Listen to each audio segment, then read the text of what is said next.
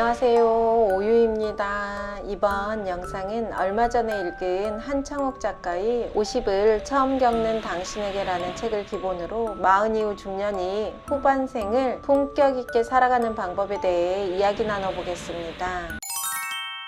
여러분은 자신이 몇 살까지 살 수 있다고 생각하세요? 요즘 100세 시대라고 하는데요. 100세를 넘어 여러 조건이 맞으면 150세까지도 살 수 있다고 합니다.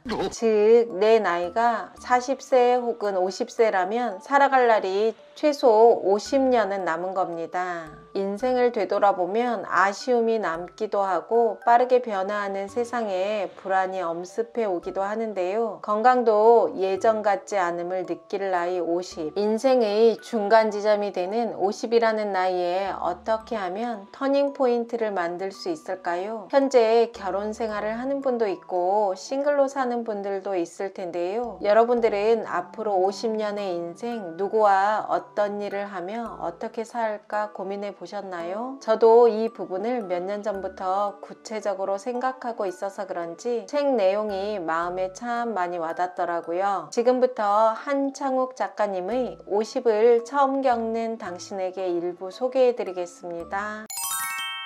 나이를 먹으면 신체적으로 능력은 떨어지지만 정신적 능력은 상승한다. 복잡한 상황 속에서도 감정을 적절히 조절할 수 있고 아이디어를 종합하거나 서로 다른 문제들을 연결해서 해결하는 능력도 좋아진다. 비록 알고 있던 지식을 일부 잊어버려 젊을 때보다 덜 똑똑할지 모르지만 지금껏 쌓아온 경험을 바탕으로 지혜롭고 현명한 판단을 내릴 수 있다. 미국이나 영국 등에서 교수의 정년 자체를 없앤 이유도 이와 무관하지 않다. 축구로 친다면 50살 이전까지는 전반전이고 50살 이후는 후반전인 셈이다. 후반전의 전략을 어떻게 세우느냐에 따라 전반전의 우세를 굳힐 수도 있고 실수를 만회하여 승부를 뒤집는 짜릿한 역전을 맛볼 수도 있다. 온전히 나로 사는 법. 유명 배우도 처음에는 조연으로 시작한다. 그러다 실력이 늘고 연륜도 쌓이면 주연을 맡게 된다. 인생도 별반 다르지 않다. 전반전 인생을 조연으로 충실하게 살았다면 후반전엔 주연으로 살자. 주연으로 산다는 것은 비로소 내 인생의 주인이 된다는 의미이다. 지금까지 타인을 위해서 살아왔다면 이제는 나를 위해 살아야 한다. 타인은 시키면 무조건 해야 하지만 주인에게는 하지 않을 자유가 있다. 사람들이 아무리 좋다고 권유해도 내가 행복하지 않다면 거부할 자유가 있다. 인생의 주인이 되어야 소신껏 살 수가 있다. 항상 무언가를 허둥지둥 쫓아가는 삶이 아닌 제 자리에서 누리고 즐기는 삶을 살게 되는 것이다.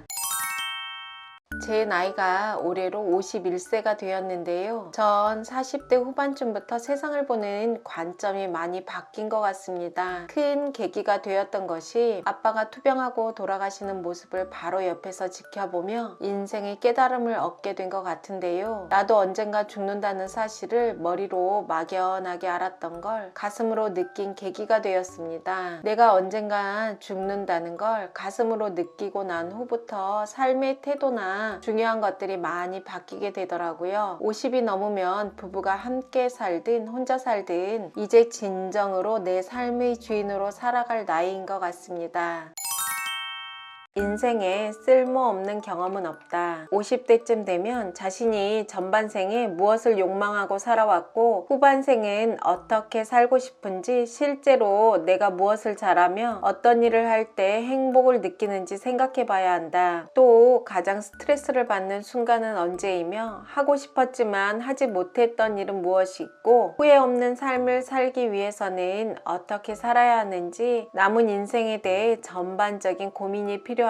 이렇게 스스로 묻고 이런저런 의무감이나 관념에 가려져 있는 내 안의 숨겨진 진실을 들여다보기 위해서 노력하다 보면 후반생을 어떻게 살아야 할지 대략의 그림이 그려진다. 경제적으로 별다른 어려움이 없다면 해보고 싶었던 일을 하며 후반생을 사는 것도 괜찮다. 하지만 일하며 경제적인 문제도 동시에 해결해야 한다면 전반생과의 연결성을 깊이 고민해야 한다. 20대에 직장을 구하는 것 것과 50대의 직장을 구하는 것은 완전히 다른 문제다. 20대에는 대개의 자신의 적성이나 능력을 모른 채 취업을 한다. 그러나 50대에는 자신의 적성이나 능력 등을 누구보다 잘 알고 있기 때문에 어떤 일이 자신에게 적합한지 분명하게 알고 있다. 50대에 새로운 직업을 찾을 때 중요하게 생각해야 하는 부분은 융합과 복합으로 인한 시너지 효과다. 전반생에 해왔던 일을 고스란히 이어서 할 수 있다면 좋지만 대개는 딱 떨어지는 일이 없어서 그와 유사한 일을 찾게 된다. 이때 시야를 넓혀서 보다 보면 다양한 직업을 수용할 수 있다.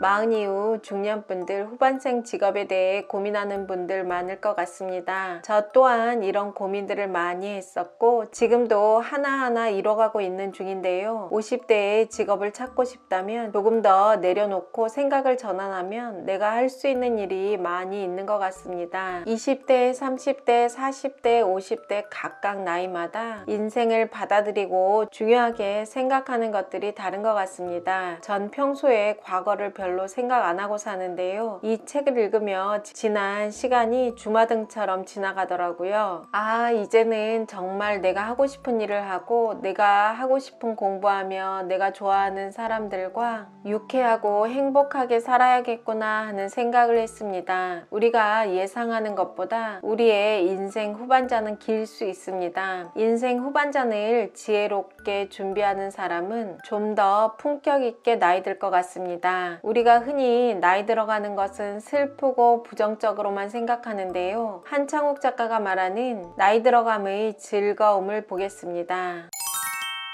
하산하는 즐거움. 그래도 전반생은 전반생대로, 후반생은 후반생대로 나름의 즐거움이 있다. 첫 번째 즐거움은 줄어든 책임감과 늘어난 자유다. 무슨 짓을 하더라도 심하게 잔소리할 사람도 없고 손가락질 받지도 않는다. 내 시간을 온전히 내가 사용하고 싶은 곳에 사용하는 것. 이것이야말로 전반생에서 간절히 바랐던 삶의 방식이 아니겠는가. 두 번째 즐거움은 풍부한 경험과 다양한 지식이다. 긴 세월 동안 쌓은 소중한 자산이니 죽을 때 무덤에 갖고 가지 말고 살아있을 때 10분 활용하는 방법을 찾아야 한다. 책을 쓰거나 강연을 하거나 다큐멘터리 영화를 만들거나 유튜브를 통해서 경험을 공유하는 것도 괜찮다. 세 번째 즐거움은 상대방을 배려해 줄 수 있는 여유다. 웬만큼 늦어도 사정이 있으려니 기다려주고 잔소리보다는 격려가 힘이 된다는 사실을 알기에 말없이 다독여주고 어지간한 실수쯤은 덮어주게 된다. 네 번째 즐거움은 함께의 소중함을 알게 되었다는 것이다. 전반생에서 무소의 뿔처럼 홀로 살았다 하더라도 후반생이 되면 사람의 소중함은 물론이고 함께하는 소중함을 깨닫게 된다. 그래서 모든 만남이 즐겁다. 다섯 번째 즐거움은 어지간한 일에는 흔들리지 않는 삶의 내공이다. 살아가면서 고난을 극복해 나갈 때마다 내공이 쌓인다. 이러한 내공은 후반생의 온갖 불행을 행복으로 바꿀 수 있는 에너지로 활용된다. 늙어가는 것이 그리 나쁘지만은 않다. 마지막으로 한 가지만 더 당부한다면 죽음의 신이 데리러 올 때까지 세상에 대한 호기심을 잃지 말고 끊임없이 공부하기를. 여러분의 행복한 후반생을 응원합니다. 감사합니다.